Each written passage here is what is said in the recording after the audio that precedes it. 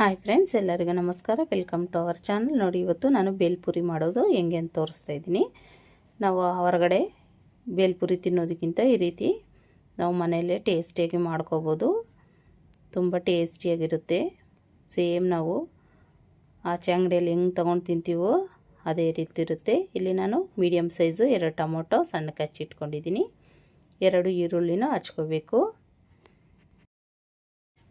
ಹಾಗೆ 2 medium size 2ರಿಂದ 3 ಕ್ಯಾರೆಟ್ನೂ ತುರಿದಿಟ್ಕೋಬೇಕು. ಇಲ್ಲಿ carrot ತುಂಬ ಚಿಕ್ಕದಿದ್ದು, ಹಾಗಾಗಿ ನಾನು ಒಂದು 4 ತಗೊಂಡು ತುರಿದುಬಿಟ್ಟು ಇಟ್ಕೊಂಡಿದ್ದೀನಿ.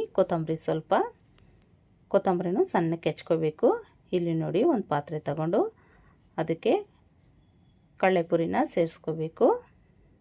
ನೋಡಿ, ಈ ರೀತಿ ಪುರಿ ಸೇರಿಸ್ಕೊಂಡು ಈಗ ಅದಕ್ಕೆ ನಾವು ಮಿಕ್ಸರ್ ಹಾಕ್ಕೋಬೇಕು.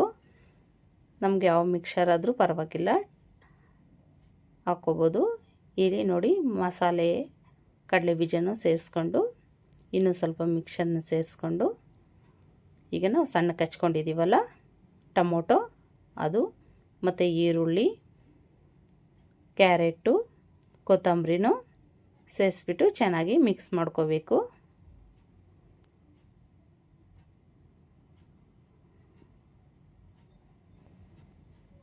ಈಗ ನೋಡಿ, ಚೆನ್ನಾಗಿ ಕಲಿಸ್ಕೋಬೇಕು. ಇದೆಲ್ಲ ಚೆನ್ನಾಗಿ ಮಿಕ್ಸ್ ಆಗೋವರೆಗೂ ನೋಡಿ, ಖಾರ ಎಷ್ಟು ಬೇಕೋ ಅಷ್ಟು ಹಾಕ್ಕೊಂಡು, ನಾವು ಖಾರ ಎಷ್ಟು ತಿಂತೀವೋ ಅಷ್ಟು ಉಪ್ಪು ಖಾರ ಸೇರಿಸ್ಕೊಂಡು ಚೆನ್ನಾಗಿ ಮಿಕ್ಸ್ ಮಾಡ್ಕೋಬೇಕು. ಈ ರೀತಿ ಉಪ್ಪು ಖಾರ ಕಡಲೆಪುರಿಗೆ ಹಿಡಿಯೋವರೆಗೂ ಮಿಕ್ಸ್ ಮಾಡಿಬಿಟ್ಟು ಈಗ ನೋಡಿ, ಒಂದು ನಿಂಬೆಹಣ್ಣು ತಗೊಂಡು ಆ ರಸನೆಲ್ಲ ಚೆನ್ನಾಗಿ ಹಿಂಡ್ಕೋಬೇಕು. ಈಗ ನೋಡಿ, ಇನ್ನು ಚೆನ್ನಾಗಿ ಮಿಕ್ಸ್ ಮಾಡಿಬಿಟ್ಟು ಇಲ್ಲಿ ಖಾರ ಸ್ವಲ್ಪ ಕಡಿಮೆ ಆಗಿತ್ತು, ಅದಕ್ಕೆ ಇನ್ನು ಸ್ವಲ್ಪ ಸೇರಿಸ್ತಾ ಇದ್ದೀವಿ. ಈಗ ಹುಣಸೆಹಣ್ಣು ಸ್ವಲ್ಪ ತಗೊಂಡು ರಸನೆಲ್ಲ ತೆಗೆದುಬಿಟ್ಟು ಆ ಹುಣಸೆಹಣ್ಣಿನ ರಸನೂ ಸೇರಿಸ್ಕೊಂಡ್ರೆ ಬೇಲ್ಪುರಿಯಲ್ಲಿ ತುಂಬ ಟೇಸ್ಟಿಯಾಗಿರುತ್ತೆ. ಹುಳಿ ಖಾರವಾಗಿ ನೋಡಿ, ಈಗ ರೆಡಿಯಾಗಿದೆ. ಎಷ್ಟು ಕಲರ್ಫುಲ್ಲಾಗಿ ರೆಡಿಯಾಗಿದೆಯಲ್ಲ.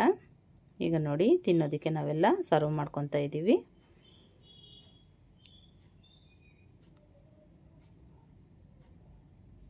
ಈ ಬೇಲ್ಪುರಿನ ಚಿಕ್ಕ ಮಕ್ಕಳು ಸಹ ತಿನ್ಬೋದು. ನೋಡಿ, ತುಂಬ ಟೇಸ್ಟಿಯಾಗಿದೆ ಅಂತ ತಿಂತಾ ಇದ್ದಾನೆ. ನಿಮ್ಗೆ ಈ ವಿಡಿಯೋ ಇಷ್ಟ ಆದರೆ ಪ್ಲೀಸ್ ಲೈಕ್ ಮಾಡಿ, ಶೇರ್ ಮಾಡಿ, ಸಬ್ಸ್ಕ್ರೈಬ್ ಮಾಡ್ಕೊಳ್ಳಿ. Thank you for watching. Bye bye.